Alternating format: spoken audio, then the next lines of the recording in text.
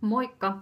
Mä oon Kati Vasel, yrittäjä. Mulla on 2 yritystä. Maikki, joka välittää juontajia ja messuedustajia, ja sitten oma toiminimi, jolla teen näitä juontajan tehtäviä, ja sen lisäksi toimin stylistinä. Ja mä oon valmistunut 2009 Piramkista tradenomiksi ja ajatellut sen jälkeen, että mun opiskelut oli tässä, että nyt on aika tehdä töitä. Mutta sitten 2014 mun yrittäjäkollega sai mut innostuun tästä YAM-tutkinnosta, koska se oli itse käynyt Pro Akatemian ja kertonut, kuinka huippumeininki siellä on. Niin sitten mä ajattelin, että tästä olisi varmasti hyötyä omalle yritystoiminnalle. Ja kun oli tämmöinen uusi konsepti tästä monimuoto-opiskelusta, niin se mahdollisti sen, että sen pystyi yhdistämään hyvin yrittäjyyden kanssa. Joten niinpä päätin lähteä hakemaan tähän ohjelmaan, ja se oli kyllä ihan paras päätös, koska sairaan huippujuttu, toi YAM-tutkinto. Kannattaa ehdottomasti lähteä mukaan. Koin, että se oli mulle erittäin hyödyllinen. Eli 1,5 vuoden aikana oli mahdollista keskittyä omaan yritystoimintaan.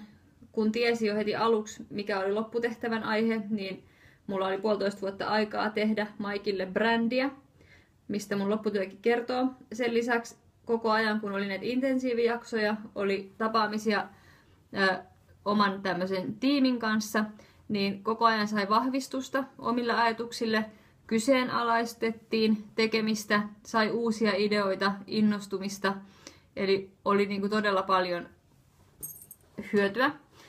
Ja tekeminen oli hauskaa. Se oli todella mahtava juttu tässä, että pystyi opiskelemaan, sai hyötyä, mutta se tehtiin mukavalla tavalla.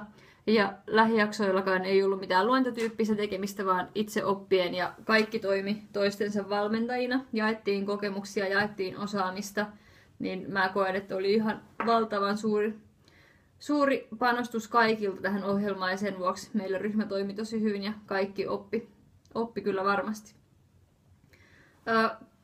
Tähän kannattaa hakea mukaan ohjelmaan, jos sä tiedät, että mitä sä haluat ja sä oot valmis panostaa siihen. Silloin toi Pro Akatemian YAM-tutkinto yrittäjyydestä on just sun juttu.